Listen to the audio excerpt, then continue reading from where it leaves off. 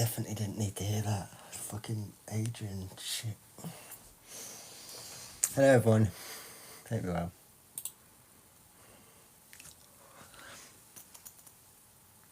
We're finally going to get to the 60s. It's actually happening.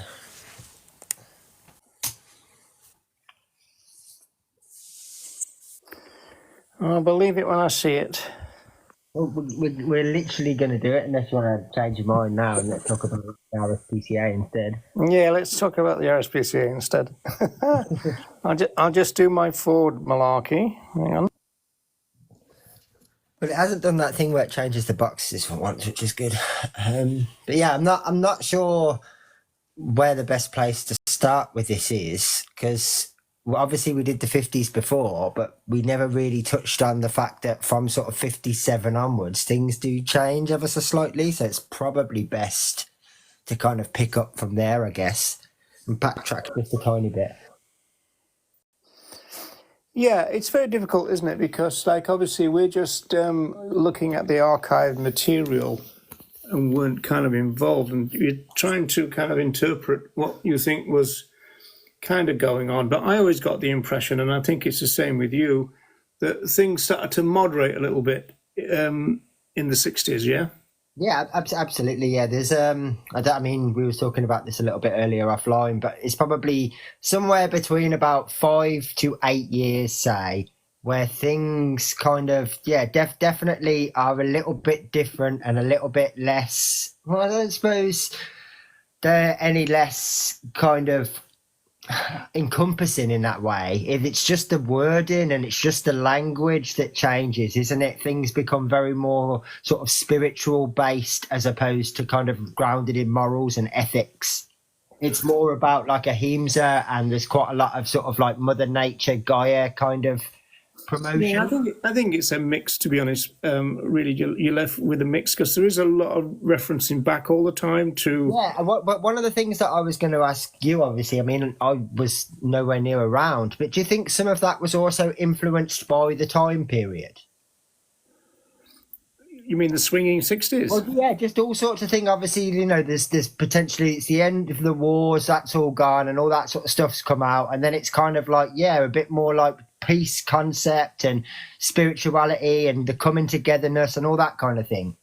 Because it's only like, you know, it's only like we say, a maximum of about 7 or 8 years, and then it kind of just fades away again, which kind of matches the similar era. Yeah, except that the fading away that you're talking about is almost like fading away into nothingness. Because I mean, you know, the vegan society was kind of invisible for years and years and years. Mm. You know, whereas so I think it's bound to be complicated, and it depends on kind of who you're talking to. Yeah, I think that's sometimes something that I forget a little bit about. That even when like these things were going on, I mean, I don't know how many hundreds of members it would have been, but it probably wouldn't have been more than a couple of thousand at absolute maximum, even in the 60s. So, yeah, I mean, I suppose it's not a huge amount of people that were even reading this stuff and even being influenced by any of this stuff. It just feels like it is now when we talk about it. Well, might be less than that. Let me jump through something I was going to bring up a little later, but I'll try and jump to it now. Oh, is there a mention of members in the AGM? Because I know there's an AGM definitely most sort of times as well. And I know that is it the meeting that they have where there's the kind of famous pictures of Eva Bat, and you got Jay Dinser there and a couple of others where they had that kind of event gala. They do mention in some of the reports of that that there's like roughly X amount of members in the UK. Yeah, I can't remember the details of that now. I've got the statement of income and expenditure. This is 1960. It's quite interesting. Income turns out to be £711, 9 shillings and 3 pence. So what's that in like today's money? I really don't know. We need Ronnie for that, don't we? Yeah, Ronnie's normally the one that does that. Is it 4.5 times? I don't know, but the weird thing was the expenditure is also £711, 9 shillings and 3 They literally spent every penny, well, even every half penny that they had. Yeah, it looks like it completely balanced, and the expenditure and I'm going to come on to this because do you know that there was a resolution in one of the AGMs to scrap the vegan? You know about Yeah. that? Yeah, What is in the issues in the magazine? yeah, they wanted to scrap it. I'll explain that in a bit. On that note, before you do say anything, well, what I was going to say was when you read, because just on the note of obviously that's highly unlikely that your incomings and outgoings are exactly the same thing. But the way that it would work would be we had, just for the sake of argument, £100 donated. And we spent £200. So we used £100 of our own money, but we also spent the full 100 that came in. So that was how it would tie up on a data sheet, and you don't necessarily talk about the personal investment. Because Watson talks about that early in the 40s, where he's talking about, like, there's only X amount of money coming in for membership, and I'm spending more than that. I'm replying to letters. Yeah, what this has got, the big expenditure, actually, funny enough, is the magazine in the 1960s. And that's £229. Yeah, I suppose it probably would be the most expensive, wouldn't it? Because it's 4 times a year. It's got to be printed. It's got to be distributed. Yeah. And then they give £11 to somebody doing secretarial work. Then you've got weird stuff that could have been cut now. £11 a year. That seems a bit too much. I know. Yeah, the AGM cost them £2.12. Maybe that was the typist that got all the spelling mistakes. Oh yeah, that's right. Yeah, remember that. But the weird thing was, right, is that they spent £2 11 shillings on the AGM, but they got £2.5 back. Presumably, worth putting it on. Yeah, and then they got £12 for the journal. That must be selling it. I'm assuming there must have been some like food involved in that, because you can't charge people to turn up to an AGM, surely. Oh no, it'll probably just be the fact that they've probably passed the hat round or something, you know. That makes sense. You know, things are a bit tough in the society at the moment. Yeah, it is madness when you think about the differences in money, though. Yeah, there's one reference as well in 61 to the fact that they are teenagers now, which is quite interesting. But I didn't want to start there. I want to start, if I can find it, because I had all this really well worked out, of course. Well, I did about 8 weeks ago when we originally first. I know, yeah. And now I can't find the tab saved. Yeah, I haven't really touched it since. And the problem is, of course, without Ronnie here, so for people tuning in, Ronnie's not available today, so it's just me and Andy.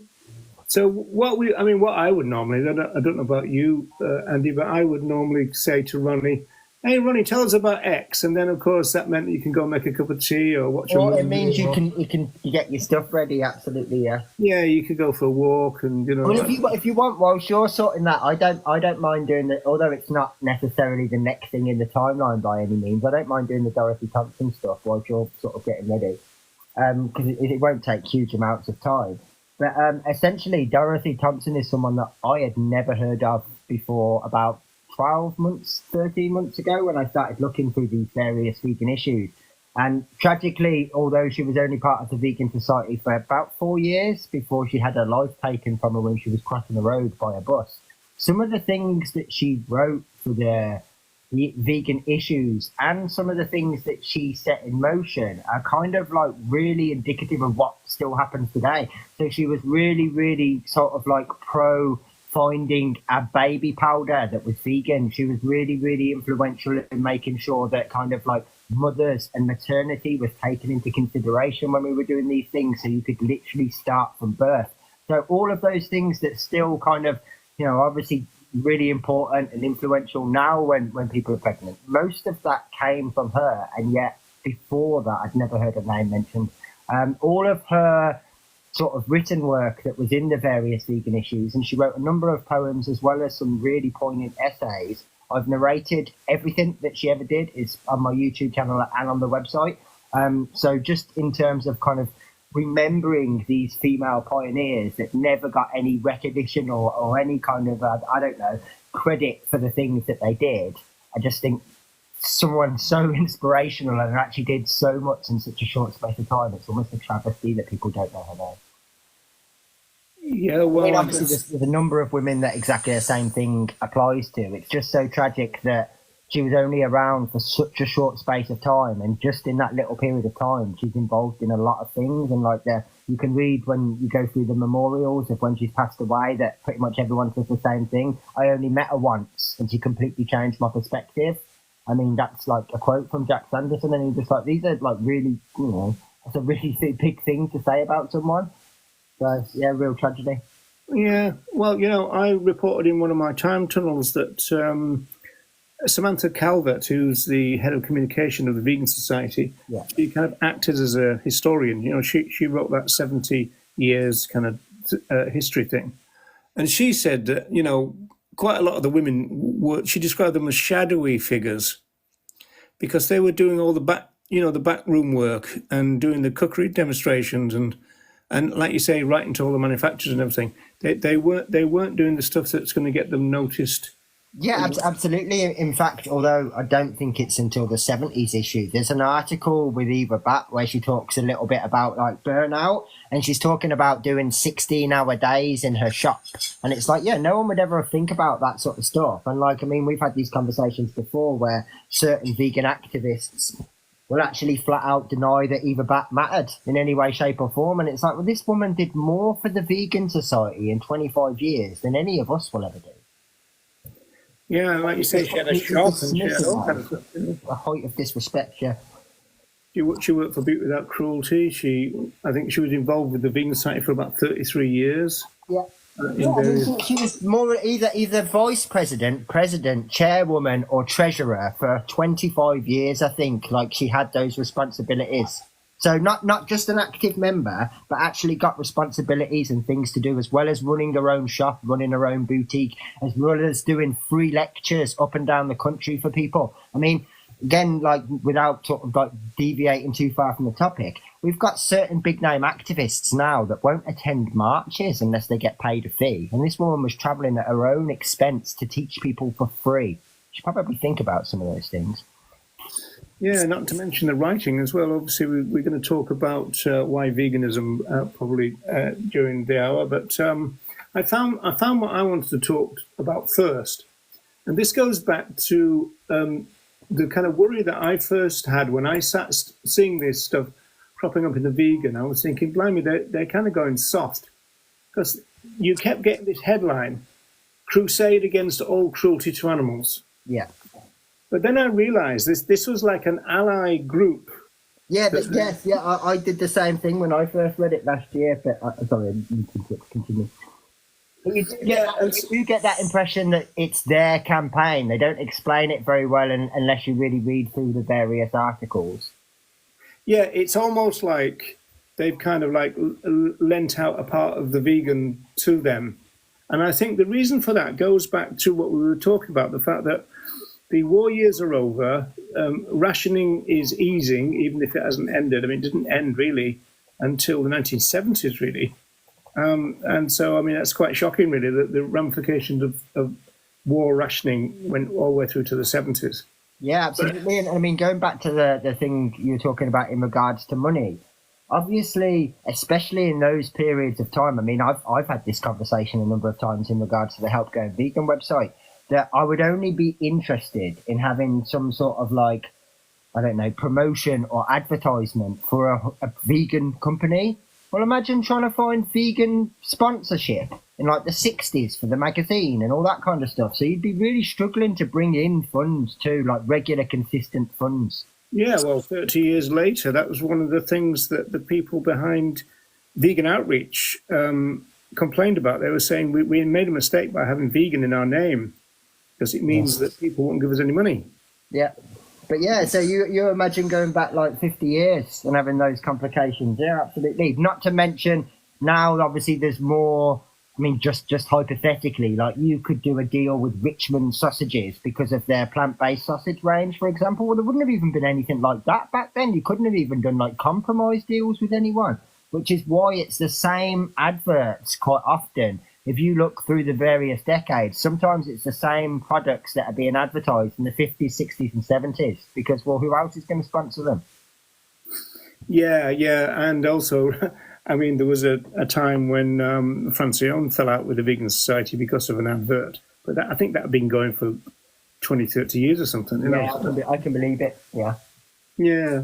Anyway, some of the adverts are like somewhere where you can camp, where they'll cook you. Yeah, that's right. And so it's not like. And I think it was the fact that there was a vegan restaurant, but it was described as a vegetarian one. I think it was something like that in the Lake District or something like that. Yeah, that's right. It's the Lake District. Yeah, because once upon a time, I was under the impression that was Donald Watson's B&B, but that was a separate place. So there must have been two vegetarian-ish.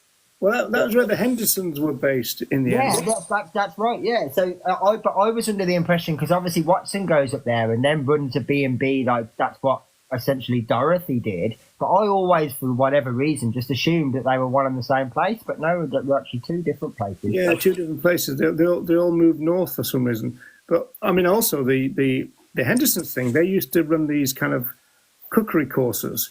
Yeah. But they were like residential. I don't know how many people they had, but they had them there for 2 weeks. So basically, people used to go on holiday to the lakes, and they would go trekking and walking and rambling and all that kind of stuff. And at the same time, they would have this amazing vegan conference kind of demonstration thing going on. So that sounds pretty brilliant way of learning, really. Absolutely, yeah. And obviously, again, they wouldn't have got paid for, or very little for any of this. The amount of time and effort and even their own money that they put into doing all these things. Yeah. As well. We're not just talking like once or twice. They did it, time after time after time after time for years. Yeah, that feeds into... Well, actually, funny enough, that's one of the reasons why they kept their ties with the Vegetarian Society, because it meant that they had somewhere to put them up and stuff when they were traveling around. I would also imagine that there was a very easy method of kind of bringing these people in from the Vegetarian Society too, via putting a poster up or whatever, any of those things. That would be where you would get these interested parties quite often, I would imagine. Yeah, well, I think that one thing that is different, I mean, vegans put out kind of very critical stuff about vegetarians now, but I think in those days, vegetarianism was seen as a gateway to veganism. Yeah, and they talk about that all the time. I mean, Watson does say a couple of times that maybe they should have been sterner about that, and vegetarianism should be literally used as a stepping stone and nothing else. Because we see it even now, don't we? People do they make X amount of steps to go vegetarian, and then they're like, well, I don't need to do any more. So sometimes it's actually you're creating a bit of I don't know, almost like a blockade for yourself by asking someone to go vegetarian first, because they're that's as far as they're willing to go. Yeah, well, I think the movement is part to blame there with all the cruelty stuff, because people think when they're vegetarians that's the cruelty sorted out. Yeah, absolutely. So I tend to think that the 1960s is a time of when things become to professionalize a little bit. Arthur Ling had something to do with that. And so there still wasn't many wages around, because there wasn't many members and there wasn't much kind of money slushing around. And as you said, it's not as though they had any donors. Not unless they had some sort of underwriter or someone that was giving them some money, kind of cash in hand, so to speak, and just saying, look, here's some money. No, there wasn't any, because they talked about everything. I mean, one of the things that I had to be quite careful with when I was sort of sharing some of these posts and stuff is so many of these letters, they're signed with these people's full names and addresses at the bottom. Yeah, it's weird, isn't it? They literally had no problem sharing all these details about everybody all the time. So, yeah, they would have told you if there was anything public.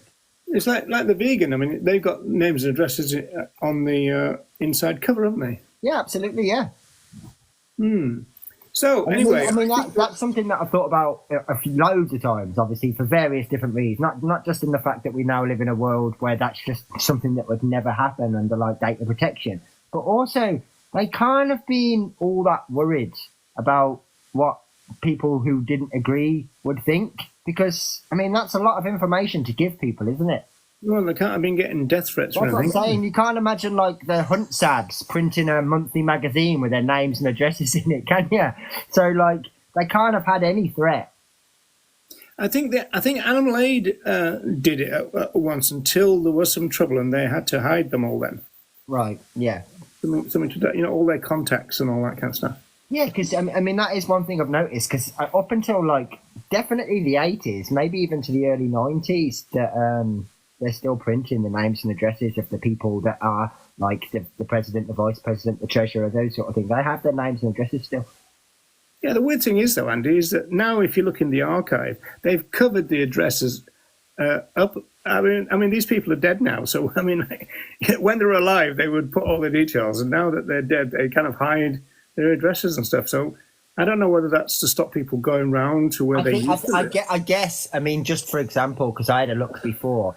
So in the Janoways household that used to be used as a bit of a hub, I had a look at that before on Google Earth, and it's had quite a lot of, as you can tell, modern renovations. So I'd imagine, obviously, the address still exists exactly the same because I found it on Google Earth.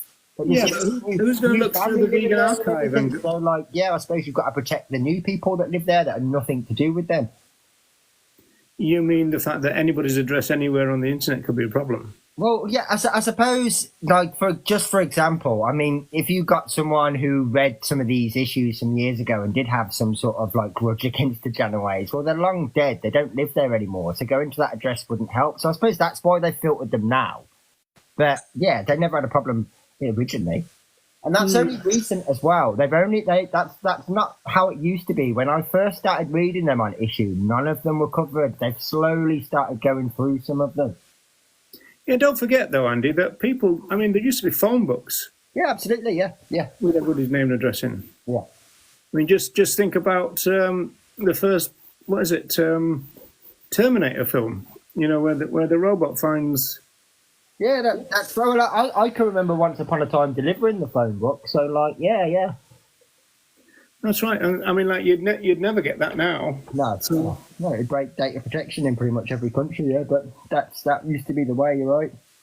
So we're up to the 1960s. As I said, the war years are becoming a bit of a distant memory, and so now the society is professionalizing a little bit.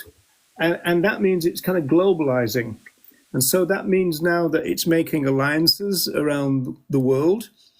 And so this is why I think you end up with a lot of cruelty stuff, because they start to just make contact with a lot of the existing animal groups. And a lot of those existing animal groups were kind of welfareists.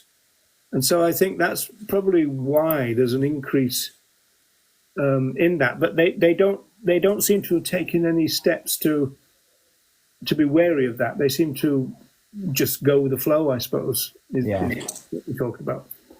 Well, so I suppose in terms of, like, alliance politics and branching out, there weren't a lot of option. I mean, we've had this discussion between me, you and Ronnie where, like, well, what animal rights groups are there now? What groups are there that are vegan now? So, like, imagine what their options were.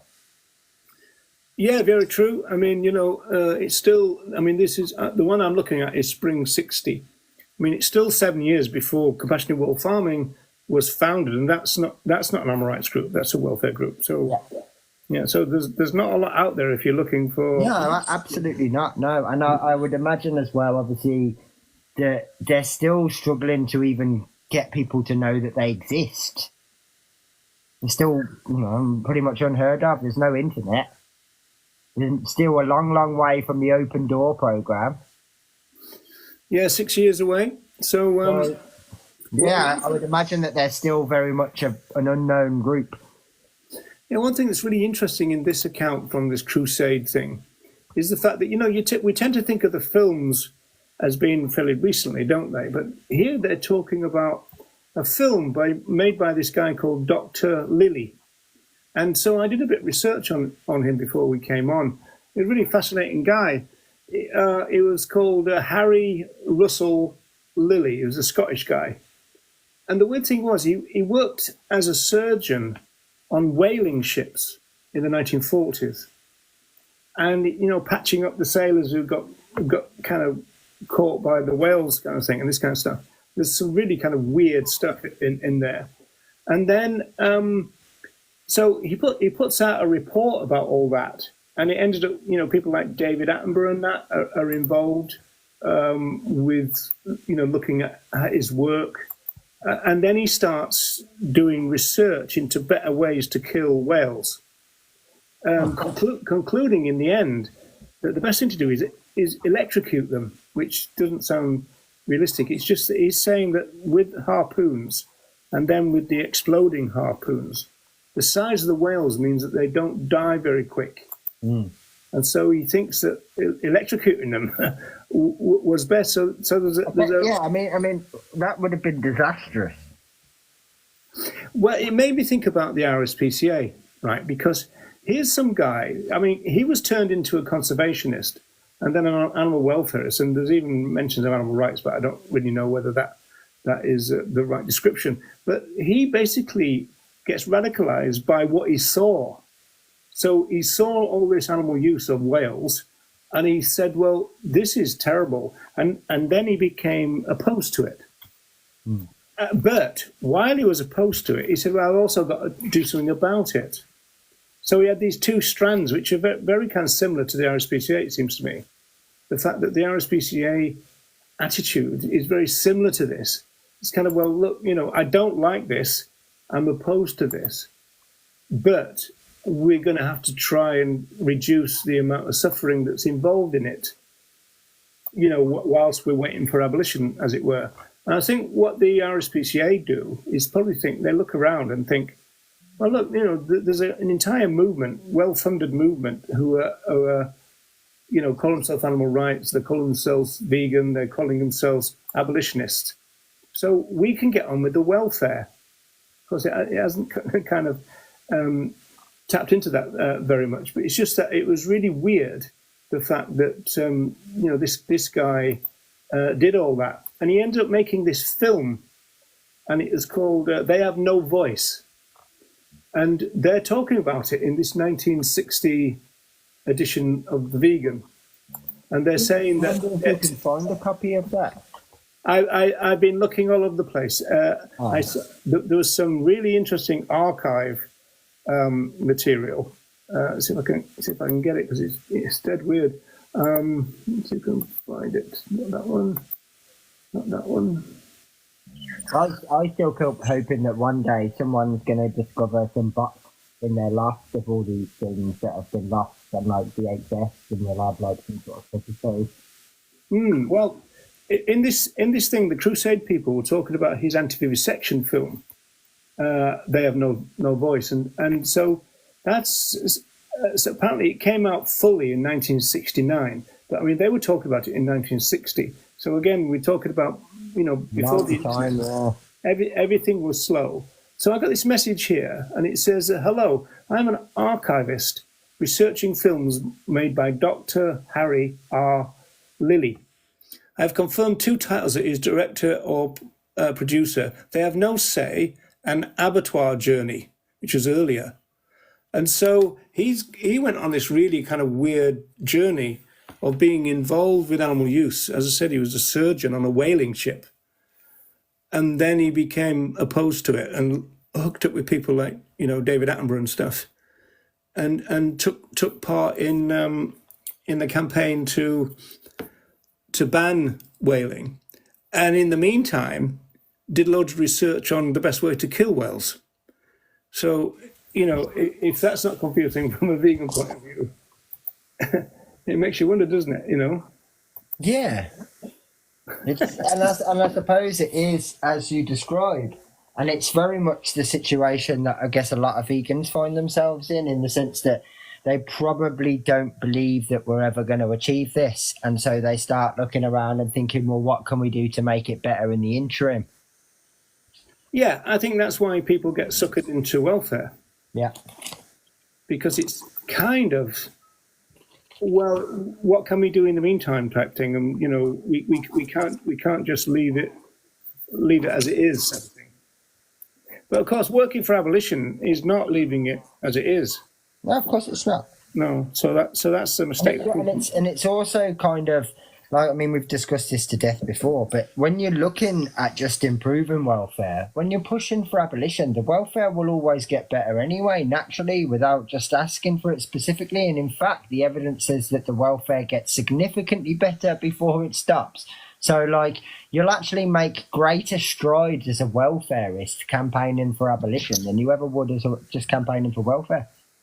Yeah, abolitionists shouldn't campaign for welfare because they don't need to. No, no. Yeah, I mean, Even if you're completely welfare focused and that's literally your primary drive, you will get better welfare offered to you by campaigning for abolition. Yeah.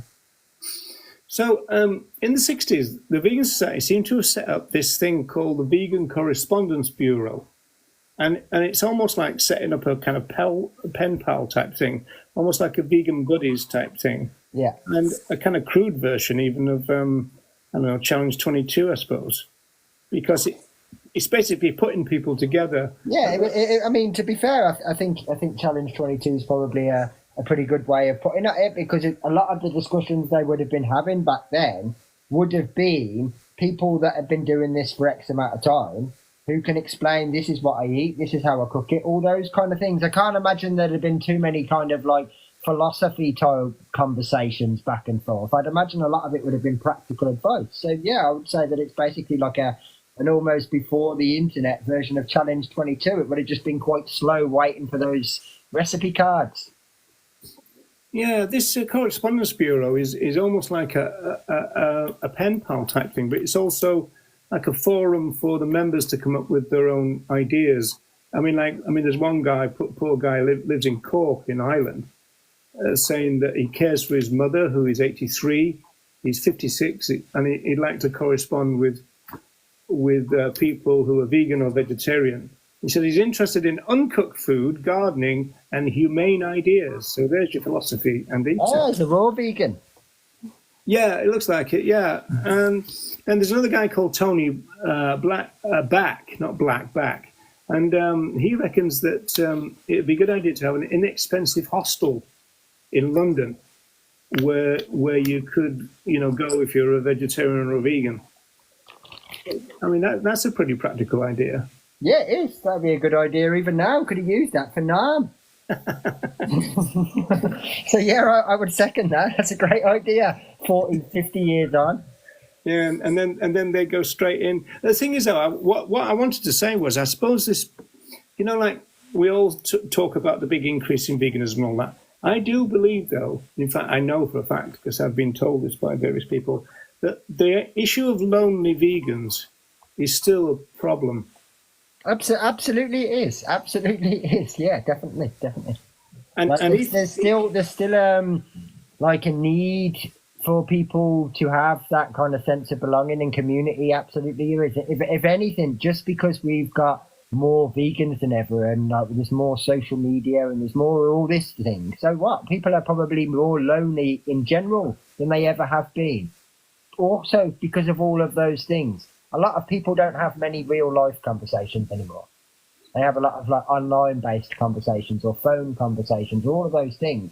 So I think there's a lot of loneliness in the world in general. But yeah, absolutely. When you're trying to find other like-minded people, of course, it's difficult. Yeah, and of course, being social animals, eventually you kind of want to meet up, really, don't you? Of course, yeah. And of course, we do know that a lot of people drop out of the movement.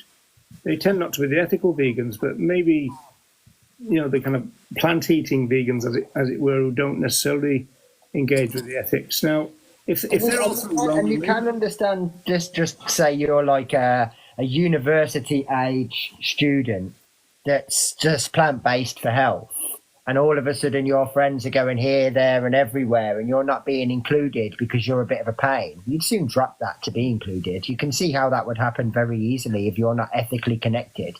Yeah, especially if you're getting rubbish from your family. Definitely, it would just become a burden real quick that you don't need to have, yeah. Yeah, so a lonely vegan is obviously under threat of not becoming. Absolutely, yeah, and also not just in terms of like the socialness, but quite often a lonely vegan is someone that's struggling to learn new things and all that sort of stuff as well. Because it's very easy to just say Google it, but people learn from one another. They learn from anecdotal experiences or conversations or all those kind of things. And so a lonely vegan is also trapped in terms of what they're learning or experiencing too. Yeah. I mean, that's something that would, I suppose, that technology has moved forward and it's allowed us to kind of have these extra benefits like WhatsApp group chats or even this TikTok live right now. But we haven't solved that problem. Technology's made certain things easier and it's made other things harder, but we haven't solved the problem by any means. We've still got lots of lonely vegans. I would say the majority of vegans are still lonely people within their own little space. They might have, like, even if you're a really busy activist, say, and you're part of 2 or 3 groups, you're potentially still going to be quite lonely at home, unless you're a very lucky person. So, yeah, I would imagine that's something that's across the thing. There was a question that I just wanted to address quickly, just so it didn't get lost. I don't know now. Is it true that it was 2 conscientious objectors that founded the Vegan Society? So, off the top of my head, we've got Donald and Dorothy, Leslie Cross, George and Faye, Clive. I'm not sure that Cross was a CEO, but the Hendersons were, both of them. Yeah, I'm sure that Cross was as well, but there's definitely at least Dougald Semple's another founding member that's a conscientious objector. So there's quite a few. The vast majority of them had like that view, basically. They might not have necessarily all made it like public knowledge in the sense that I'm a CEO. They all held pretty much the same viewpoint from what the early writings say, yeah. And they all had kind of equal kind of experiences, I suppose, in the sense that they all lost someone, but Donald Watson seems to have lost the most people. But I imagine that's also because he was a teacher and worked with so many different individuals as well. Well, I also think it was the fact that he had a lot of contacts within the vegetarian movement, and a lot of them went off to fight. That's very true.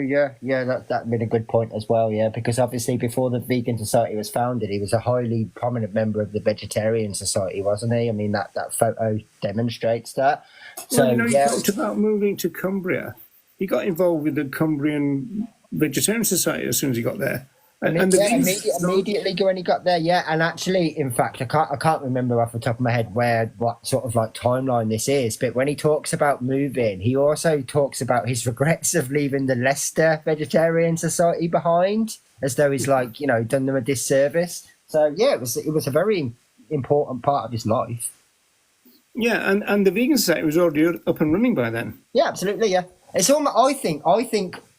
And I could be wrong, it's just speculation, we'll never know for sure. But I think the fact that the Vegetarian Society never stood in his way, he probably felt a bit like, well, yeah, we wouldn't be here if they'd have said no.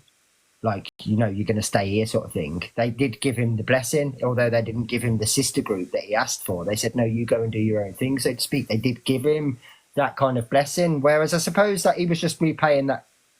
I don't know. It's because it's always been a weird thing. Because like George and Faye, for example, they did huge amounts of work for the Vegetarian Society for years, not just a couple of years, like decades afterwards. So maybe it was also that's where a lot of their friends were. I don't know, but they all dedicated time to it. You talk about Jack and Faye. Sorry, yes, Jack and Faye. Yeah. But yeah, so There's a number of kind of people that dedicated their time to the Vegetarian Society long after the Vegan Society was founded, and they were very much involved in it. So obviously, people's time is precious, and they were giving up a hell of a lot of theirs. Well, I suppose they recognised them kind of as kind of kindred spirits. I mean, if there's hardly any of you exist in the country, then anybody that's similar to you in that sense is going to be, somebody you're going to take a bit of notice of. Weird thing about Faye Henderson, she had the most interesting take on that story that you mentioned. The thing about they wanted a non-dairy section and the vegetarians said no, right? Mm. Well, in some accounts, you get this idea that the vegetarians just said, "Oh no, we don't really want to do that. You know, best of luck, mate. You know, off you go. You do your own thing, because we wanna just stay as we are," kind of thing. Faye was really upset by the decision, and in fact, they appealed it, and it was turned down. And then they got individuals to write appealing it, and that was turned down.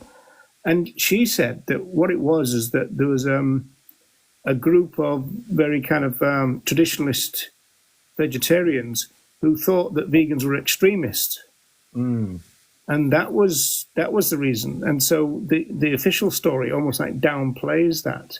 Yeah. Which is interesting, isn't it? Yeah, well, don't forget there are a number of rumours out there that label cross as the extreme one, that try to radicalise them and turn them all into like animal liberationists and all that sort of stuff, isn't there? So I would imagine that was kind of like the view from the outside then. I mean, we still get that right now.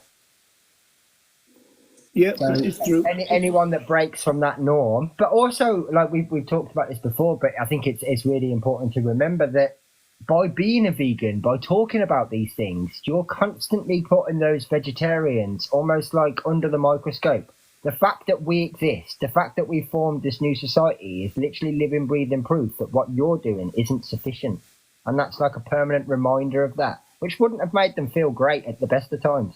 No, but it took them a while to... I mean, don't forget, at the time, they all thought that the vegans were...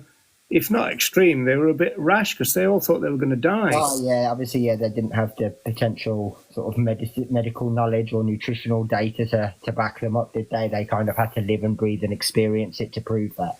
Yeah, they were kind of like a living experiment that they were. Yeah, that's absolutely right. And they do talk about, you know, in some of the various issues, how, you know, they didn't know how to answer certain questions from people. They just genuinely had no clue. It was just kind of like, we'll have to see and find out. Like when it came to things like B12, they didn't know the answer to those questions. Well, they didn't even know what that was.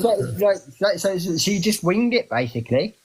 So, yeah, I mean, again, it really, really emphasises. We talk about like the time that Donald Watson and others dedicated and their own personal money and all this stuff, not just for a few years, but for decades. But also that commitment. You know, I could die from this, genuinely, and I'm still going to do it because it's the right thing to do.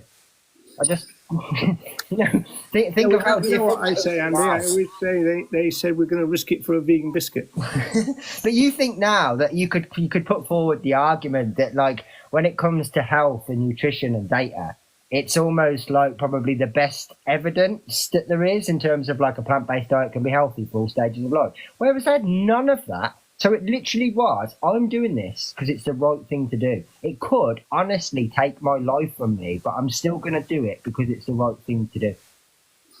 Yeah, I think by the time we get to Ronnie's generation and mine, it wasn't that we were going to die. It's just that we're not quite sure what was going to happen in health terms and everything. You know, at the kind of age that we are now, kind of thing. You know, I mean, we were thinking, well, by the time we get into our 60s, 70s, like Ronnie's 72 now, I think, isn't he? Yeah. You know, we were thinking, are we going to be falling to bits by then? You know. Well, you're doing it. Both of you were doing all right. But like, what was it? I suppose had it got to the point where people were starting to probe that kind of thing when you went vegan? Like, was there an actual genuine interest to find this out or not? Because I get the impression when you read, especially the earlier vegan issues, that they're really desperate to find this information in some places, and other people are like, I don't really give a shit, to be honest. I don't care. I think there's an increase in nutritional kind of research. Yeah. And so if you look in the nutritional journals, they start asking questions about, you know, the vegetarian / vegan diet. And that was one of the problems, the fact that they never differentiated between the two. So veganism always got lumped in as a form of vegetarianism. Yeah. Which was a real drag, because it didn't help at all in terms of, you know, finding out what was actually happening with vegans. You know, because because of their diet, vegetarians are often in poorer health than vegans, especially if they have a lot of eggs and dairy. Of course, yeah. You know, so. And you do find that quite a lot of vegetarians will up their dairy and egg consumption when they stop eating flesh. So Yeah, in terms of the health side of things, quite often you're more unhealthy as a vegetarian than you possibly were before. Mm. Yeah, well, in the big arguments that went on in the vegetarian messenger, some of the people who ended up being the vegans started pointing that out. That if cruelty is your criteria, then you might be causing more of it than somebody who eats flesh but not much eggs and dairy, Yeah. which is which is That's something that not many vegetarians wanted to hear, really. no, and again, I suppose, especially like when we're talking back when the vegan society was founded, there'd have been no data about like eggs or any of that stuff. It would have still been pushed as a narrative that these are really good health foods, these are really good sort of like mineral foods and all that sort of stuff, especially Well, with have you ever the thought about this phrase "non-dairy vegetarian"? Because I mean, why wasn't it non-dairy and eggs vegetarian, right? Well, And I don't know about back then, but like once upon a time when I was at school and things like that, eggs were kind of like classed in terms of the food pyramid. They were all under the blanket of dairy. So, like, if you had dairy as a bracket, eggs would be included in that. yeah, that's where it was in the end. There's a guy who used to run the International Vegetarian Union, I think, and he said that although we talk about the non-dairy section, it included eggs, but there was also a difference in the sense that the dairy industry was starting to intensify by then, whereas eggs were very much still backyard, Yeah, free range kind of small holdings kind of thing. So it wasn't such a big issue. In fact, one of the things that I picked out from the vegan in the 60s was they were talking about what they called battery calves. So we'll come on to that, which is really interesting because they started to intensify, the farming of so-called cattle, yeah. and pigs and lambs were towards the end, but calves, as in veal, were early, and of course Well, chickens. it makes sense, right? If you are going to up your milk production, then what are all of a sudden are you going to have an abundance of? Calves that you wouldn't have had before. Because you're producing more milk, therefore impregnating more cows, therefore some of them, X amount, are always going to be male and useless to you. So yeah, I can absolutely see why that would have been kind of the first thing, because it's kind of cause and effect. You don't get milk without having baby cows, and only 50% of them are going to be viable for producing milk, for example. And the others, well, what are you doing with them? Yeah, well, about a week ago, I published a little bit of the open door thing, which was Eva Batt talking about being on the railway station. Remember Yes, that? yeah. I know that And story. I mean, it's a very touching story, but she couldn't.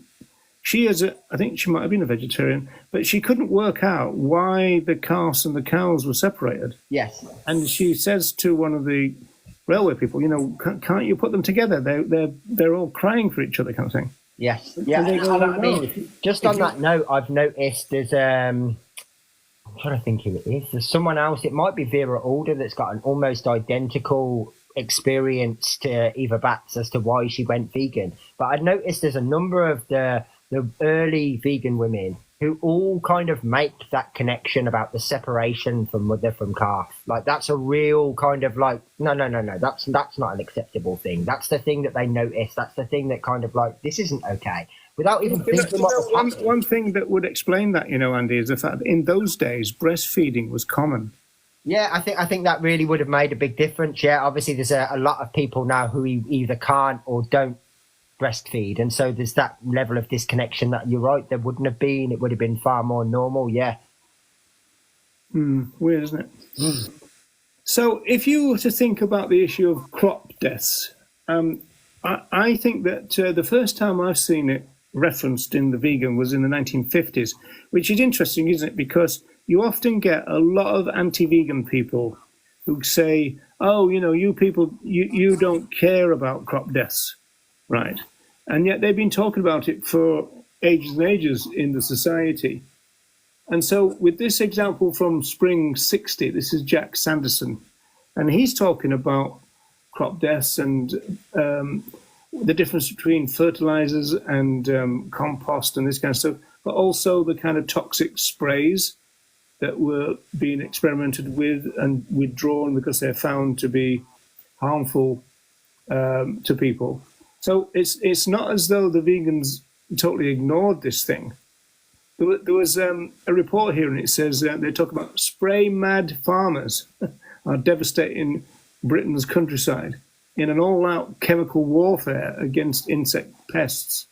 So that's from a News Chronicle in '59. And so Sanderson is trying to make head and tail out of this.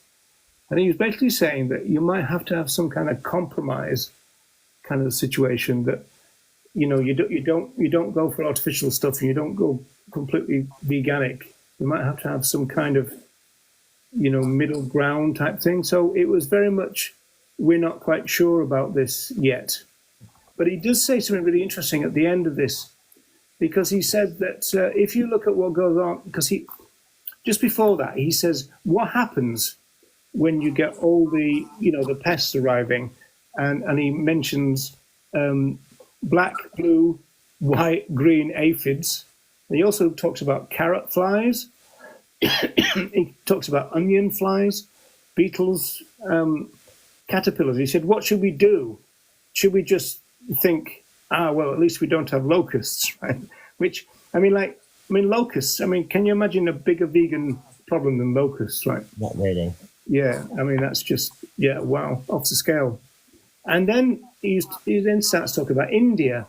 And he said, well, the Indians have not been able to afford all this pesticide and all these sprays and all that kind of stuff. So they've never used any. And they don't seem to have a problem. On top of that, they don't use insecticides and sprays because there was a religious prejudice against the taking of life. And so they were thinking that, a lot could be learned from these so-called undeveloped countries. Rather than kind of just chucking chemicals at the situation, it's kind of, well, look at the poor countries who can't even afford the chemicals, and what do they do? Yeah. Which is, really quite interesting. But I think the overarching thing is obviously what they weren't doing is ignoring the issue as though it didn't exist, which is what we still get accused of doing. Yeah, I was just trying to find it, and I can't. I will have a proper look. There's something I've got from either 48 or 49 that talks about the idea of it's potentially crop deaths related as well. It's talking about small animals that are potentially being killed by the scythe, not the harvest at the combine. We're not at that stage yet, but by the scythe. It's talking about voles and snakes, but it's talking about crop deaths. Yeah. So, it's not something that we've ever shied away from.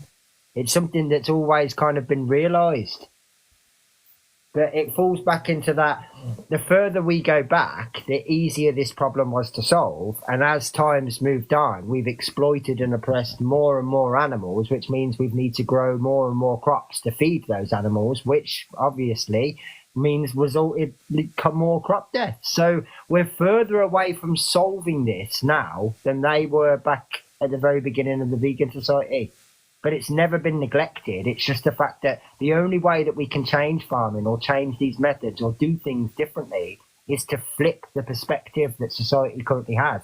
And that's not getting closer. It's getting further away because there's more people that keep choosing to exploit and oppress than to stop. So, we can only do things differently if people are willing to change. So it's not an us problem, yet we get the blame for it. You need people of goodwill, as Tom Reagan kept saying. Moving on to this one, this is really interesting. This is spring 60s, so we're still very early 60s here. We might have to do another 60s. This is talking about TB in so-called cattle. Yeah. Right, and so this is the Farmers Weekly, dated February the 26th, 1960. They talk about the final stages of a plan to eradicate bovine TB. Right. Now, it's really interesting in the sense that I don't think that anybody had started to blame badgers by then. In fact, they weren't sure why it happened. And there's a quote here saying, there is always a risk, and indeed there always will exist, whatever precautions are taken, because they obviously didn't have much idea about where it was coming from. Yeah. And of course, that now, I mean, it's still a big issue now, isn't it? In our in our movement now, right? Well, yeah, I mean, essentially, we've just shifted the blame to another species, haven't we? And we still pretty much pretend like we don't know what we're doing or how to fix these problems. It's almost like still very much in denial, isn't it? Even all these years later, we're still blaming the badgers instead of the cows, rather than looking at why this problem exists. And it's because of the dairy industry, for example. It's because of animal use that these things are exacerbated. But we don't look at fixing that. We look at taking it out on the free living beings that are just trying to survive. I mean, do you think that badgers potentially want TB? No.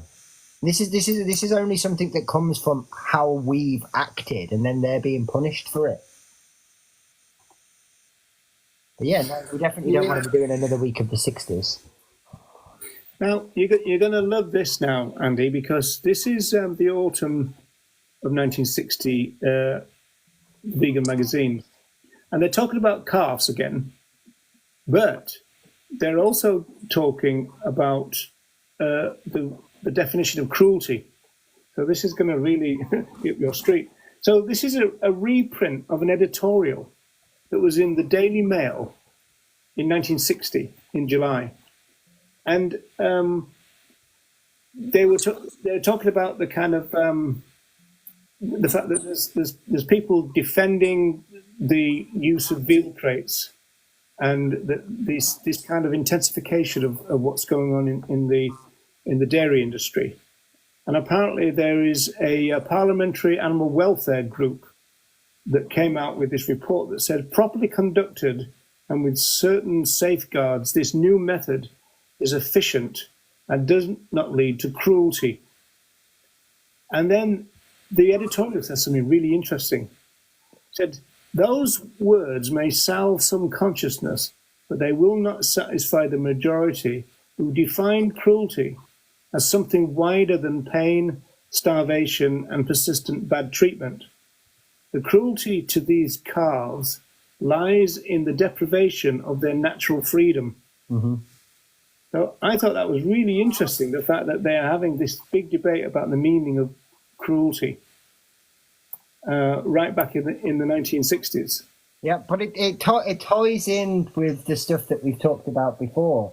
That I think it's 47 that there's that Douglas Semple article about his experience in World War II, and he talks about the cruelties that man inflicted upon other men. And it's like the cruelties of all the words you could pick.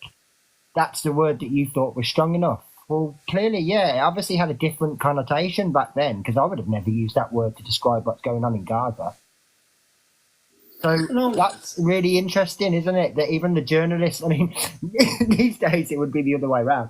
But the journalist is going, well, hang on a minute. No, because they're saying it's more than this. But yeah, I mean, you could look at that sentence that cruelty essentially now means that it's the deprivation of their natural freedom. That's almost like what happens when you go vegan, right? Like, cruelty means animal abuse or unnecessary animal abuse until you go vegan. And then all of a sudden, cruelty takes on this new meaning for a lot of people, where it does mean the deprivation of freedom or the violation of their rights. That's what it does all of a sudden mean. But the problem is, all of the other people, like the other 7 billion people that haven't gone vegan, still have the original definition. And what you're trying to do is change their mind with a word that's changed for you, but not for them. Yeah, the weird thing about this male thing, though, is that they're assuming that most people would go for the expansive definition. And of course, I would say it's a sign of the times, yeah. Yeah, it's not. I mean, it's not true now, anyway. No, absolutely. That's it. I don't know. I mean, I don't know when you could look at the time of when that word changed. Maybe the RSPCA have got something to do with it, but it's definitely, the further you go back, the stronger that word means. There's a report about these calf battery campaigns that are starting. So this must have been what eventually led to the foundation of CIWF, compassionate wool farming. Likely, because that's pretty much what it was that he didn't like, wasn't it? So yeah. It makes sense. It all ties into the same thing, yeah. Yeah, they're talking about a Mr. Street, A.G. Street, and he's got what they're calling a calf battery. So I don't know where when the word battery started. Mr. Street's that horrible guy that says something like the problem with vegans is that they think dumb animals are the same as people. Yeah, that's it. Yeah. You still hear that nonsense as well most days, so Mr. Street still exists. Yeah, he's basically saying, well, look, I'm a farmer, and the protesters, they don't know anything about the business, as though that means that, that's it then, you're the expert, so you'll know all about it, type of thing. Yeah. But yeah, I mean, obviously they would make the argument that Mr. Street only knows what he needs to know, right? So, and he's also purposely in denial about the things that he doesn't want to know that might make him rethink the business. So, yeah. And then there's another one, if I can find it. What I think is really telling in these situations, which that kind of like perfectly sums up, but obviously they still matter now with our conversation, is when you've got an activist that's having a conversation with a farmer or a butcher or anyone that makes a livelihood from doing this, what's the incentive for the vegan to lie? None. What's the incentive for the person whose livelihood depends on said action to lie? Quite a lot. Just think about those things. And then again, part of this argument, I mean, there's some more from Mr. Street, and it's exactly what you were saying about, because people who are campaigning were called sentimentalists. Yeah, sentimentalists, that's what he calls us, yeah. Yeah, that's right. But then there's something from 30 years earlier. So we talk about the 1930s, and how many videos have we seen about this, right? And so there's some calves that were rescued, and they'd been living in a shed for months and months. And then for the first time, they were let out into the sunshine. And they're saying that one bolder than the rest begins to run around in this queer new light, as they call it. She did so, and quite strangely elated. And then they start talking about how it always happens. They start jumping around. And they're saying, their lovely legs were actually being employed in what they were made for and this kind of stuff. And then they say at the end, when, the less bold ones joined in, the yard was filled with kind of drunken calves leaping around, abandoned frenzy of delight. So, I mean, again, how many videos have we seen of that type of thing? Loads, pretty sort of standard kind of sanctuary first day out video, isn't it? Like of that bounding, that kind of just giddiness and excitement. And I've witnessed this numerous times with myself in the past, where I've rescued young dogs that have never stepped foot on grass before or even seen outside of a window. And you watch them look out of the glass of the car on the journey home, taking in the street lights and everything that they've never seen before. It's kind of sad and beautiful at the same time. Yeah, it's yeah. I mean, reading this article on the thing, it's if only we had journalists with anything like this integrity, because like the fact that he's gone to do that research from 30 years ago and then he's gone, well, it seems once upon a time he was a sentimentalist himself. That would never happen in a paper today. They would never question this stuff. They would never kind of like say, well, hang on a minute, that contradicts something you said before, because that actually takes some journalism, and we don't have that. Because that article is actually like better than a lot of the more modern vegan representations that we get, because they're actually questioning things. We don't get that. No, I think modern day journalism is probably called cut and pasteism. Yeah, it literally is copy and paste, isn't it? They want you to say all the things and that's it. There's no kind of like, well, I'm going to question this and check it and verify it. No, there's none of that. But yeah, no. I think there's many Mr. Streets, and we speak to them still. That mentality lives on very much so. Yeah, I know that these animals are dumb, even though I literally also know that they show intelligence all the time, and I talk about it in other ways. Yeah. So, are you ready for this shocking resolution, then, Andy? Yeah, let's go for it. Okay, so again, this is autumn of 1960, and this is the resolution to be put towards the annual general meeting, that our quarterly journal, The Vegan, should be discontinued, and that the Vegan Society should purchase 4 pages per issue of the British Vegetarian as a forum for its news and views. This resolution, sponsored by the committee, has been favourably received by the proprietors of the British Vegetarian, and a final decision will be taken by vote at the AGM.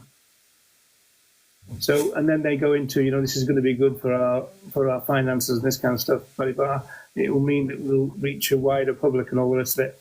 But they were actually, within 15 years, 16 years, they were thinking of shutting down the vegan magazine, Andy. For money, yeah, for money as well. Like, and I mean, isn't it funny that it's like, yeah, the British Vegetarian Society are all for this. Yeah, but they are. Because there's no pressure on them then, really. They can control what gets put in there and all that kind of thing. And they go, oh, you don't want that article. That might make people think, we'll skip that bit. Well, I mean, obviously it never happened. But I would have been, if I was a member of that and had to say, I'd have been saying, well, no, if this is something that you think is a good idea, for example, in terms of reach, what we'll do is we'll make the vegan issue one less page and we'll pay for one page in the Vegetarian magazine. There you go. There's the compromise. You get the best of both. Yeah, that's not a bad idea. The committee seemed to have 3 reasons. They put it would be a means of promoting vegetarian vegan unity, they said, as number 1. But I mean, that alone, what does that even mean? Yeah, I don't know. Because you can't really have unity. Because obviously there's a lot of difference between those two things. Even when we're just sticking with food, there's a lot of difference, but there's significant difference. So you can't really have unity. You could use them as kind of like a sister relationship where people are sort of like led from one to the other. But you can't have unity because you're basically saying that vegetarianism is okay, and they can't do that. I think that calls for unity always sound good on the surface, but when you start digging, you've got a problem. Yeah, but so you got President John Heron. Then that's the guy that that supplement guy always says kicked Leslie Cross out of the Vegan Society, but there's no evidence to back that up. But see, Shrigley's still there. You got Sanderson, Muriel Drake, Serena Coles, Eva Batt. So, some of these people are around for a long time. And, I mean, Serena Coles is another person that does loads of stuff. Nobody knows she existed. It's really sad. Muriel Drake, another one. These are people that their names are around for decades. And, you can't find them. Even on the Vegan Society website, they don't exist. There's no recollection of these people having done anything. Can find out who works for them right now, like that matters. Can't find out what any of these people did. You normally found out by reading their obituary, didn't you? Yeah, there was a lot. There were actually that's a really key point because that's where I learned a lot of the stuff about Dorothy. So the memorials and the obituaries that they reprint in the vegan issue for any of their members are so kind of well thought out and planned. They're really nice. You can tell that these aren't just strangers. These are people that genuinely cared and met and loved one another and all that sort of stuff. And it's sad. It really is. Yeah, the second reason was reach a wider public, which is probably arguably true. And then the third one was the fact that it said towards financial economy. I think they meant financial security, I think.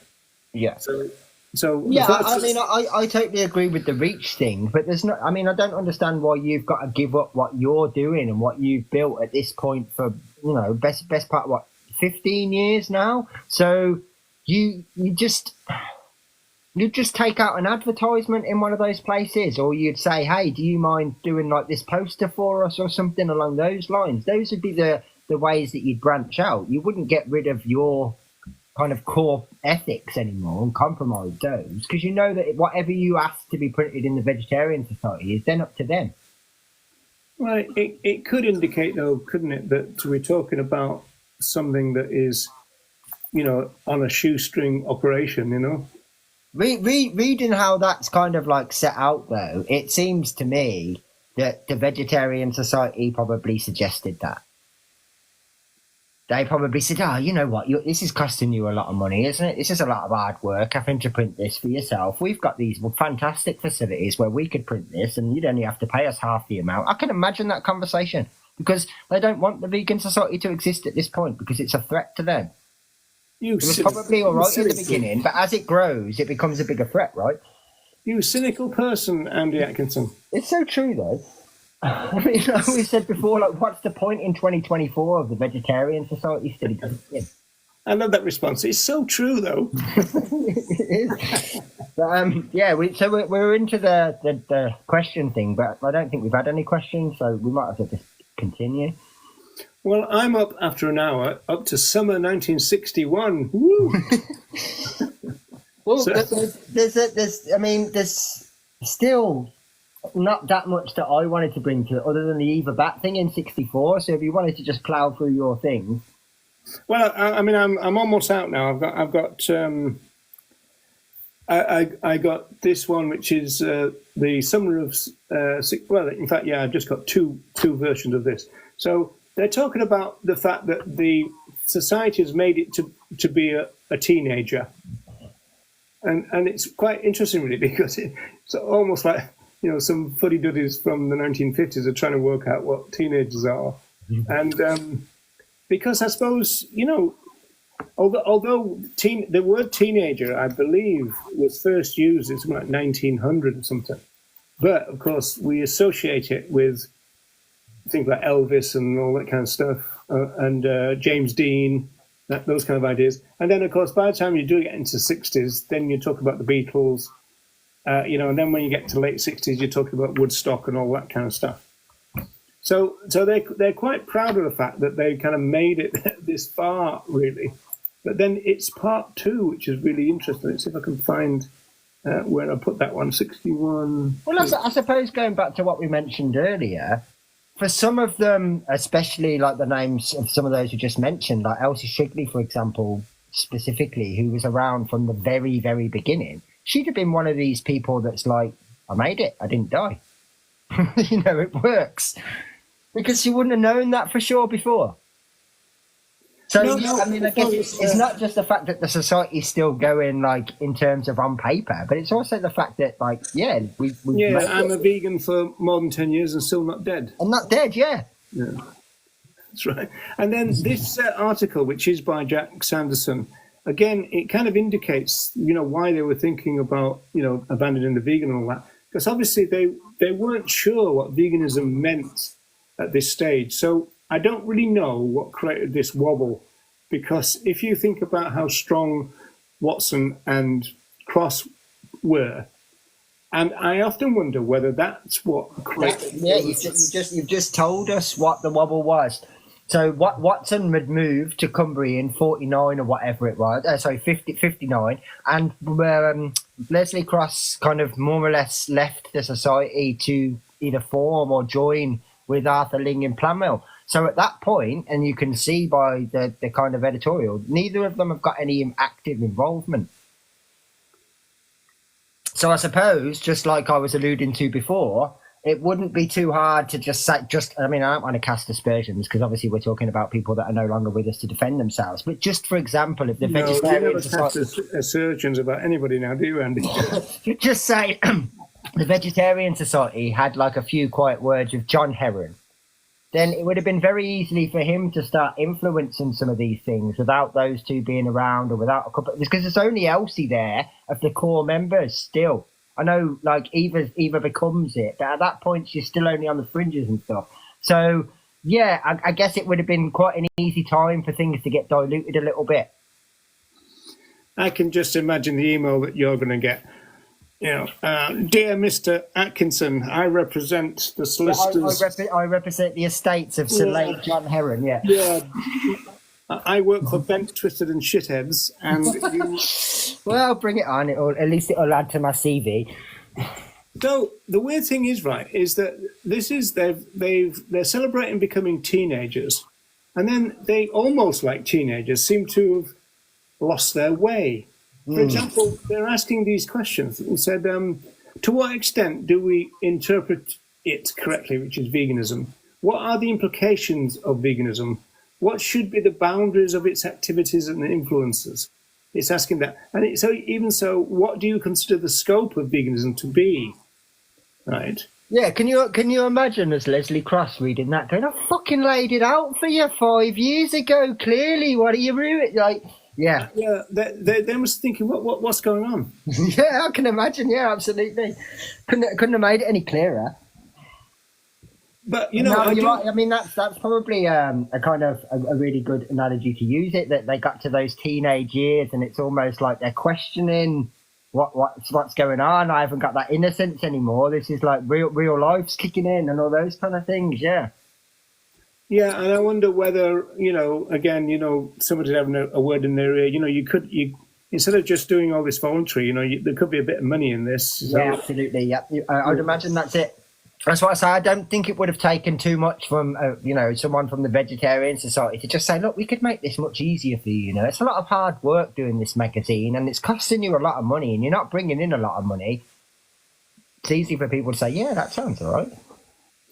Yeah, but I do think this must be the reason why Watson, in particular, when he kind of became the kind of president, and he kept having this kind of president's log and everything.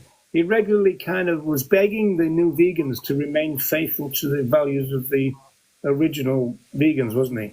Yeah, I mean, and it's do you not like feel that that's almost like what you're still doing? No, but it must mean that they've felt within 15 years some slippage. Yeah, absolutely. And I mean, that's kind of like, I guess I'm only 10 in, but I kind of feel like I've noticed that stuff now.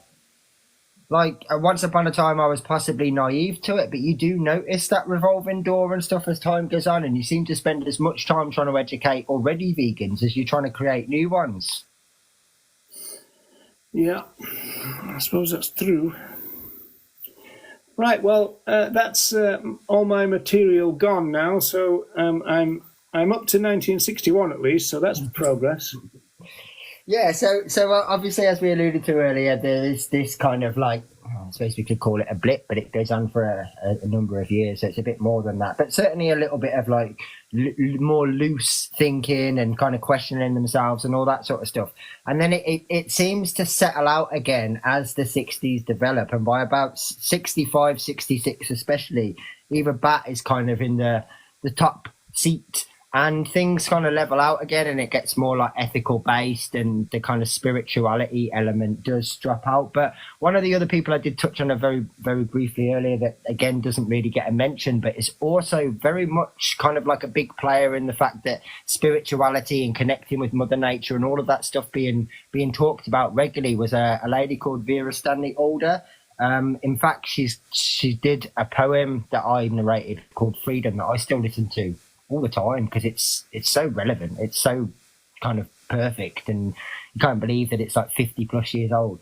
But these are people that weren't around in the vegan society for a long time. But I think she was only part of it properly for about 4 or 5 years, and once they kind of moved on, things moved away from that again. So it was just like certain people, certain members joined, and they brought in obviously their own experiences, their own influences, and obviously their own beliefs too, which kind of affected what was going on within the society, but it kind of leveled out again. And then Eva Bat sort of, I suppose, focused a lot of stuff back on this is how we can do things. So there was a lot of recipe books that came out during that time and ideas for pamphlets, things that could help make this easier for people, understanding the practical difficulties, those kind of things started really getting implemented. And then it wasn't too long, I think it was it 69 the first time that Janaway's name's mentioned. So like this is when some of the people that would have then taken the vegan society forward into the next 2 or 3 decades started entering the fold too. So there is that kind of change where things definitely get a little bit more fruity, and they are a little bit more kind of, is this the right thing to do? Should we just kind of give up kind of attitude for a number of years? But they do overcome it. And you can half understand why too. When you think about all the factors that make things difficult for people now, just imagine what that would have been like 50, 60 years ago. It's we've got a question about Bridget Brophy, which is interesting. Oh. So thoughts about Bridget Brophy? You got any thoughts about Bridget Brophy? Yeah. So excellent in terms of how she thought, all of those things. Obviously, a really prominent figure in terms of the feminist movement, as well as speaking up for animal rights. But I think what's really interesting about Bridget Brophy is she never referred to herself as a vegan because she still rode horses, which I think's pretty strange for someone to sort of like be that stern with it then, when we've got famous celebrities that don't think like that right now. Huh. You think about Joaquin, are you? Yeah, Joaquin, exactly. But yeah, if you're interested, Minnie, I think there's 3 of Bridget's essays, animal rights essays, that I've narrated that are all excellent. She's got one in a book called, is it Animals, Men and Morals? Yeah, that's right. Yeah, and that's got, obviously, there's Rosalind Godovich and her husband are in that as well. And there's about 6 or 7 essays in that book that are all really, really good, but it's very expensive to buy. Where everybody goes with Brophy is to 1965, don't they, in the Sunday Times? Yeah, Sunday Times article is what most people know her for, yeah. That's one of the ones that I've narrated. Oh, is it? Yeah. Yeah. And it's contained in a collection called Don't Never Forget. Don't Never Forget, that's right, yeah. Yeah, and so it's under a section called Morals and Manners. But it was very influential. People like Richard Ryder, a lot of people say, Singer started the movement and all that, which obviously is a very controversial thing. Richard Ryder always goes back to Bridget Brophy in 1965. Yeah.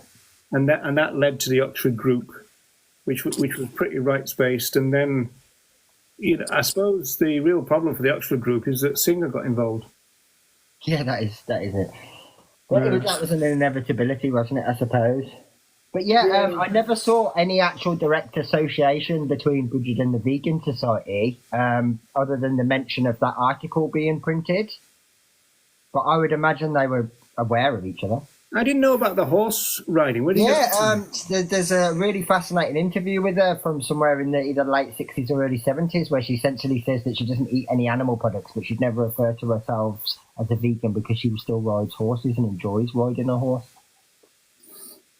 All right. Well, at least that's better than her referring to herself as a vegan and doing that. Exactly. That's what I made the point. You've got someone who understands, well, I don't technically tick the box, whereas, Joaquin would never say that, right? He gets quite often given like vegan king title almost. So, yeah, very much difference in their motivations, clearly. Yeah, I'm looking at the Sunday Times thing now from the book, and there's some really good lines in it. I mean, she talks about other animals for a start. Yeah. The relationship of Homo sapiens to the other animals is one of unremitting exploitation. Well, that's a pretty good line. The language is great. Yeah, I mean, there's a number of things. In fact, I might make a meme out of that. There's a number of things I've narrated from sort of Bridget and others that are from that sort of time period, but the language is far better than it is these days. Like even not just in terms of what they say in their own private spaces, but what's printed in newspapers or what they're happy to put out in print.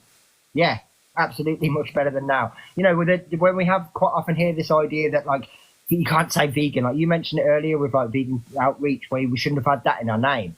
None of these people seem scared about any of those things. Yeah, but these people had income separate from. That's obviously the key difference. Yeah, their income wasn't dependent on it. And they say power corrupts and absolute power corrupts, but money really. Money does a good job, doesn't it? So yeah, because a lot of these people are not getting any power out of it, are they? I mean, you've got to be pretty influential to have what people conceive as power over others and all that sort of stuff. But a lot of them are taking a small amount of money and happy to kind of do whatever for it. But yeah, there's a line. I think he's probably asleep, but Persona on here quite often plays the narration of the Eva Bat essay because he really, really likes the one particular line where she says, "Of course, there are difficulties for the beginner, but these exist more in imagination than in fact, and intend to disappear quickly when the decision is made to go ahead with it anyway." Talking about like the ethical connection, like you normally sort of hear about. I don't think you see it, but like that Eva Bat essay actually is part of a collection of essays. I think is it called The Way of Ahimsa, something along those lines? Because there's a Leslie Cross essay in that same book which is called I can't remember, but it was one of the essays that's not on Candid Hominid. It's one of the ones that I found and narrated. Oh yeah, that's right. It was that the 70s, was it? I think it's 60. I think it's 64. Oh right, because that's when Eva Batt came out with Why Veganism, wasn't it? Yeah, it's the collection of essays are all from the same book. Oh, okay. So it's basically like another Animals, Men and Morals, but yeah, it's actually, I'm sure it's called an anthology of hymns or something along those lines, and it's about 6 or 7 essays again, all put together in one book, and one of them is by Cross. All right, and you've narrated that, have you? I've narrated that, yeah. All right, I must look up that because to be honest, I'll grab the link after the show and send it. Yeah. Yeah, because I never got through your thing because you were putting them up so frequently I couldn't keep up with them. Well, I've made up for it by not doing any for absolutely ages. I need to get back in the habit of doing narrations because there's so many things that I mean, I had a folder full of stuff from the vegan issue and various other places that I wanted to narrate, and since then I've just been collecting tons of stuff. I mean, I've probably got 2 or 3 weeks worth of doing narrations every day now that I could catch up with. So I need to get back on all that kind of stuff. I'm thinking about making a film actually, and I probably want to interview you, Andy, for it. The way that you did with me for yeah. Or is it a secret? No, it's my thoughts about the fact that I think I'm going to have to make peace with the movement, and I think that means that I've got to finally just realize that we're dealing with a welfare movement that's not going anywhere. And that although we might have abolitionist strands within it, it's never going to grow that much because the welfare elements of it are too strong. People quickly get bought out. People are socialized by it in the first place. So you get generations after generation of welfarists. And, us railing against it kind of does no good in a way, because it's never going to change. Tom Reagan's back was broken by it, and Francione was forced out of the movement by it. And we just have to accept that the socialized welfare impulse is so strong within human beings, and that leaches into the movement that calls itself animal rights and abolition, and it doesn't stand for those things. Or it kind of does in a new welfarist kind of way. And so maybe that's why people go for new welfarism in the end, because it's kind of like the closest they feel they're going to be able to get. And also doesn't kind of affect their income too much. Yeah. Because they can talk welfare and rights at the same time. Yeah, well, you can talk welfare and put an animal rights banner on it, can't you, and get away with it, yeah. Yeah, there's nobody to go oi anymore.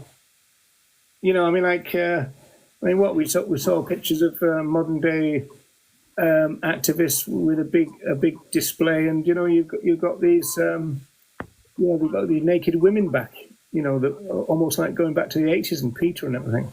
Yeah, and I genuinely, in that picture that you're talking about, it said, didn't it not say pork isn't humane? Yes. I mean, what was the correlation between any of that? I mean, it just made no sense to me. Like, I half understand some of the kind of underwear-based protests when they're talking about, like, fur and that kind of thing, because there's a correlation there. But what correlation is there between people eating pig flesh and nudity? I don't understand those things personally. Minnie Mollog, thanks for saying that. Look at what changes you guys have made, but we haven't. That's the problem. If we're honest, we haven't. Well, no, you absolutely have, but not in the scale that you want. That's the problem. Like, you definitely have, but just the issue is that the maths are against us in that regard.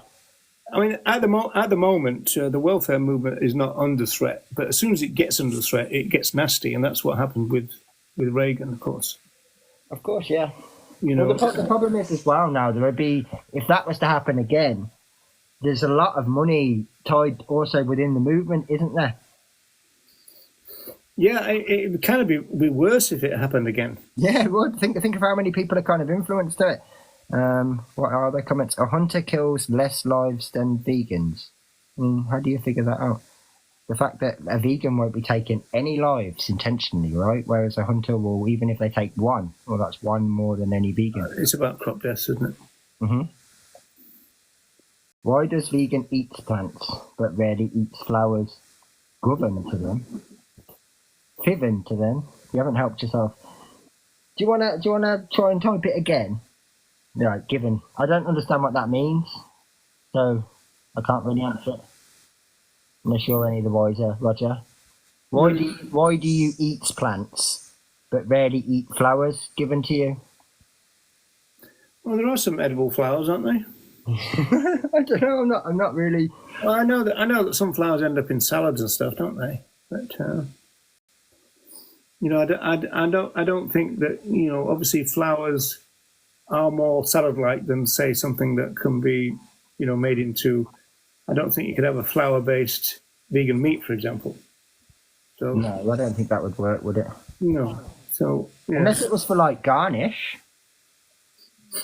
Well, yeah, that's what I mean. I mean, like you say, you do get them in some salads, I suppose. Yeah. The garnish would be all right, I suppose. And you get nettle soup. I suppose nettles are they flowers? I mean, what do they say about weeds? They're flowers that people don't like. Yeah. Yeah, I mean, I don't really understand the question, to be perfectly honest. It's just a bit ridiculous. But that was the only question that we had, so. Right. Well, time to go then.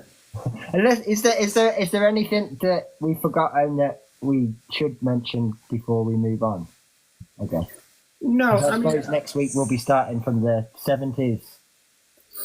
Is there not a case to do the end of the 60s, you think? I guess, yeah. I mean, technically, we've only got... I tell you what we could do is, during the week, let's have a look to see what kind of quality and interesting stuff there is. And if there isn't any, we'll move straight to the 70s. Okay. Yeah, that's fair. Yeah. Okay, do that. So if someone gave you flowers, will you eat them in front of the person gave them to you? I'm going to be honest, I'm 37 and nobody's ever gave me flowers, so I don't know. And, yeah. I've given flowers, but I've never received them. So I've definitely never received them as a vegan, so I'm not sure how I would react in that situation. If you buy me flowers, Buster Sal, we can test it. This is a Till piss take then, question, isn't it? it'll remain an unknown. It's a piss take question, isn't it? Yeah, I think so. You put them in a vase or vase and let them wither. Do you say vase or vase, Andy? Vase. Vase. Vase, I would say, yeah. You're working class slum. I would say vase, yeah, and bath. Bath. Yeah, I'm having a bath. Well, actually, I mean, it is a Sunday evening, so I suppose there will be lots of people having bath and hair wash. But on that, I suppose, yeah, I think that's probably a good way to look at it for next week. Showing your Let's age have a look there, at the Andy. second half of the I don't think 60s. it works anymore, does it? That people wait until Sunday to have a bath. Oh, yeah. What do you mean? All share one in the living room. Oh, yeah, a tin one. I used to have a tin one. Did you? Yeah, when I lived in Liverpool, I had a tin bath. How long did they stay hot for? Oh, about 3 seconds. Yeah, because I can't imagine that they would have held the heat very well. No, you had to keep kind of totting them up all the time. Yeah, I suppose that's why a lot of people would bring them into the living room or whatever in front of the fire. Yeah, that's what we did. Yeah. Yeah, it makes sense. Yeah. Right. Okay. Okay. Thanks everybody for tuning in and sticking with us as we reminisce about tin baths. Yeah. But yeah, no, I think as you suggested, I think that's the best way to do. We'll have a little look at the second half of the 60s because I definitely know from the time that from 65 onwards and see what there is. It definitely gets less of like the fruitiness from when Eva Bat takes over. So it might be a bit more interesting. And if it not, we'll take it from the 70s. But on that note, yeah, thank you everyone, and we'll see you next time at 9:00 next week. Thank you, and take care. And we should have Ronnie back. Yes, all being well. Yeah. Okay. Bye for now, everyone. Take care. See you later.